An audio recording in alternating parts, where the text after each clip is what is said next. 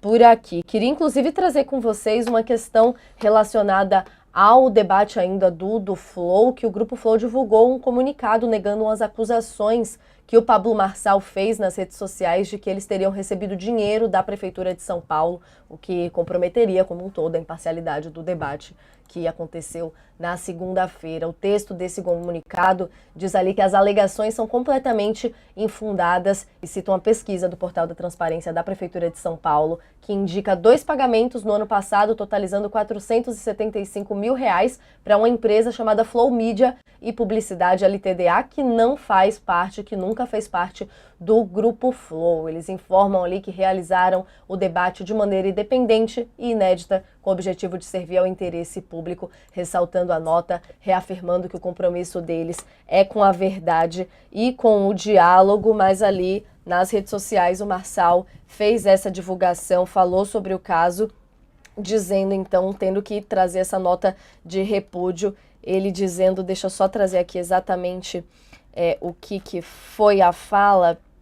Ele estava respondendo um story, ele colocou: então quer dizer que você não sabe o que está acontecendo? A empresa que fez o debate ontem recebeu R$ 474 mil da prefeitura. Sabe por que eu estou enfiado aqui? Se quer realmente ouvir propostas de 10 candidatos ou você quer saber quem são eles? Quem está por trás do consórcio comunista do Brasil? Repetindo as críticas que ele costuma falar. Eu não vou perder a calma, eu estou aqui, mas citando então essa questão de imparcialidade desse dinheiro que teria sido recebido na opinião dele, mas no caso era só um nome parecido de grupo e não realmente o Grupo Flow, mais uma vez fazendo ali, no caso, então, denúncias sem provas diretamente, né, Raquel? Desculpa, Natália, perdão, você Não, pode imagina, repetir? estava falando justamente dessa resposta do Pablo Marçal, que o Grupo Flow teve que ir nas redes sociais se retratar de mais uma questão que ele jogou ali uma informação, respondendo nos tradicionais stories sobre o assunto, dizendo que o grupo teria recebido dinheiro da Prefeitura de São Paulo, usando ali como prova dele, como base dele, um repasse de dinheiro que foi feito para um outro grupo que tinha um nome similar com o do Grupo Flow, mas não Eu, se tratava deles, repetindo inclusive uma reportagem da Folha de São Paulo que trouxe uma vez, quando a gente estava falando relacionada a Boulos, de um homônimo do Boulos, para falar do caso de uso de drogas. É uma estratégia ali, de certa forma, se repetindo, mas mais uma vez um ataque ali sem base, né? antes de fazer esses stories, ele já tinha mencionado isso, assim, en passant na coletiva de imprensa que ele deu para anunciar os secretários. Eu lembro que me chamou a atenção, que ele mencionou, não sei o quê, mas o Flow, que recebeu dinheiro da Prefeitura de São Paulo, e meio que passou meio batido, e eu fiquei pensando, gente, do que ele está falando, né? E aí, agora que a gente vê, vai esclarecer, né? Dá a sensação, muitas vezes, que a campanha do Pablo, eles pegam as coisas, não checam, meio que jogam, porque eles sabem como que essas coisas funcionam no mundo de hoje, que é esse mundo do imediatismo, da notícia rápida, o mundo da atenção. Porque uma vez que você joga um stories desse, ou que você faz essa menção, não importa muito depois, né? O Flow desmentir, ou o Flow esclarecer que, olha, são empresas diferentes com o mesmo nome. Tipo, aquela fake news já está circulando, ela já está no ar, ela já vai provocar o efeito. Então, assim, eles lidam muito com isso. Eles soltam a mentira, deixam com que ela circule, e depois que o desmentido vem, ele não tem o mesmo efeito. A gente recordar, por exemplo, essa questão mesmo do Boulos, que era o homônimo. Ele ficou um tempão atacando o Guilherme Boulos, disse que tinha prova, que ia trazer a prova no último debate, ali no debate da Globo. Agora ele não fala mais disso, porque ele, efetivamente ele não deve ter prova nenhuma, certo? Então ele deixa que a mentira circule, ele deixa que ela provoque aquele efeito, provoque o dano, e o desmentido ele nunca tem o mesmo alcance. Então, o Pablo Marçal, ele trabalha com essa estratégia, que é uma estratégia que é utilizada por outros políticos, sim, muito na direita e alguns também na esquerda, mas ele trabalha com isso de uma forma intensa. Ele faz isso o tempo todo durante a campanha.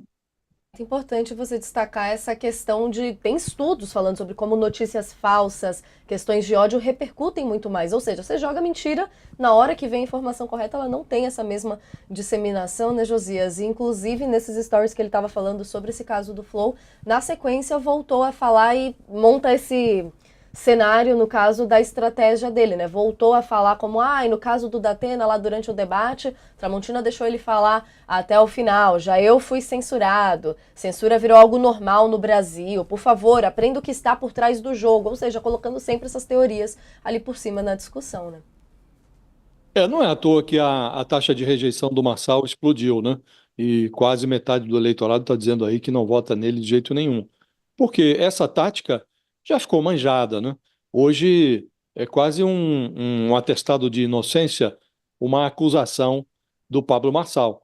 O Marçal opera para desqualificar qualquer um que contraria os seus interesses ou as suas conveniências. Então ele tentou grudar inverdades nas biografias da Tabata Amaral, do Guilherme Boulos, transformou uma acusação de assédio contra o Datena num falso caso de estupro, e agora ele insinua que o Flow promoveu um debate no qual ele foi expulso e o assessor dele esmurrou o marqueteiro do adversário. Ele insinua que esse grupo, olha, receberam dinheiro da prefeitura. Durante o próprio debate, eles estavam já insinuando que o Pablo Marçal estaria sendo preterido, porque no sorteio dos candidatos que responderiam a perguntas e os outros que comentariam a resposta, eles achavam que o Pablo Marçal estava sendo prejudicado ali, porque o sorteio não privilegiou o embate direto dele com o Ricardo Nunes ou o Guilherme Boulos, como ele desejava, né? Então insinuou que havia marmelada no sorteio, um sorteio que foi feito ali diante dos olhos de todos, estava tudo sendo transmitido ao vivo. Então, e essa insinuação em relação ao Flow, o grupo já informou, olha, tem aqui um grupo que se chama Flow também, mas não tem nada a ver com o podcast ou com o grupo que transmitiu o debate, mas o Marçal não se interessa pela verdade, ele se interessa pela insinuação, pela maledicência, pelo dado falso que vai resultar numa movimentação da pessoa ou da empresa atacada para se defender. E aí, nas redes sociais, o alvo do Pablo Marçal é triturado, seja qual for o teor da insinuação ou da maledicência. Esse é o objetivo que ele deseja alcançar quando faz esse movimento, né? E quando ele cavalga inverdades ou meias-verdades, privilegiando sempre a parte que é mentirosa, né? Agora, essa tática se tornou, como disse, manjada e tem um efeito eleitoral. O que se espera é que esse efeito seja mesmo decisivo, né, para mostrar que o eleitor, ou a maioria do eleitorado, não está disposto a conviver com esse tipo de estratégia, né, que, aliás, era muito usual também, foi muito usual, continua sendo, mas durante os 4 anos da presidência do Bolsonaro, o que mais nós vimos foi isso, né? E o bolsonarismo continua se servindo dessa estratégia, né? E o Pablo Marçal mimetiza com um pouco mais de requinte essa tática da informação falsa, da informação distorcida, da maledicência, e tudo isso tem o seu preço. O que se espera é que seja um preço salgado o bastante para desestimular esse tipo de prática, né?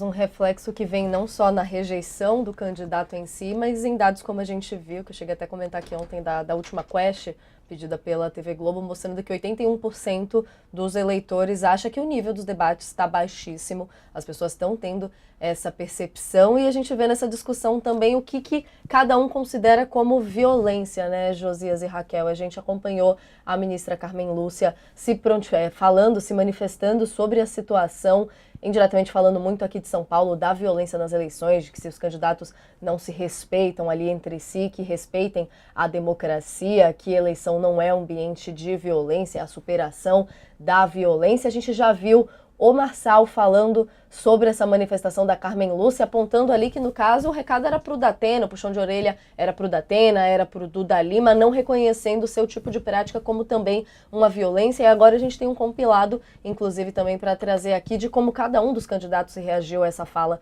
da ministra Carmen Lúcia, presidente do Tribunal Superior Eleitoral. O Datena concordou com as falas da ministra, dizendo que ela tem razão em condenar qualquer ato de violência na política, dizendo que ele concorda plenamente, tanto que direcionou a campanha dele a impedir candidaturas que atentam contra as instituições e contra a democracia. Boulos também disse que a ministra contribuiu para o processo democrático em meio às ameaças bolsonaristas. O Nunes disse que a declaração da ministra mostra que muitos, infelizmente, não estão vendo o risco que a gente está cometendo na democracia, que o caso está refletindo na democracia. Todos nós defendemos a democracia e que o que esse cara jogando ali diretamente para o Nunes, para o Pablo Marçal está fazendo é absurdo.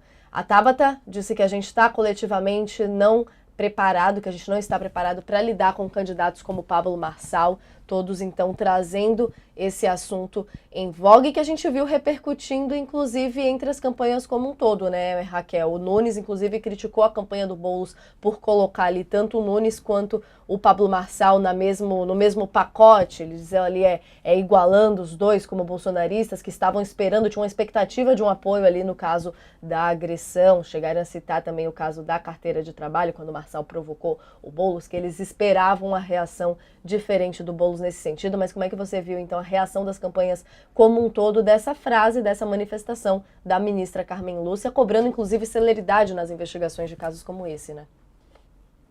Olha, Natália, eles deviam ter vergonha, né, de ter que receber esse puxão de orelha da ministra Carmen Lúcia.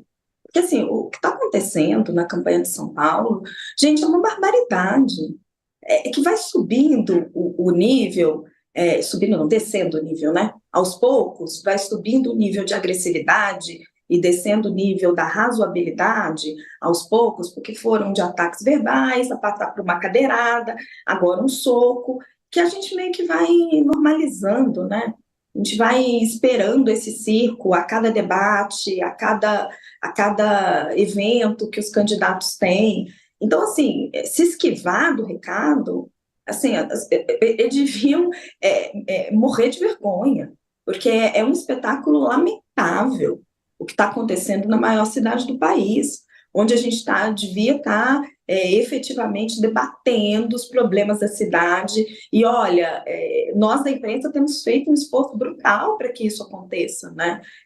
Fica se criticando muito a imprensa, mas a gente promoveu aqui no UOL um sabatina só sobre propostas e tentamos ali manter os candidatos focados nos temas importantes para a cidade. E aí verificamos que a maior parte dos programas de governo são totalmente vazios, sabe? E a maioria desses candidatos não tem programa de governo concreto para a maior cidade do país, estão ali com programas soltos, peças mal amarradas, vendendo castelos de areia, sabe? Vendendo promessas ao vento.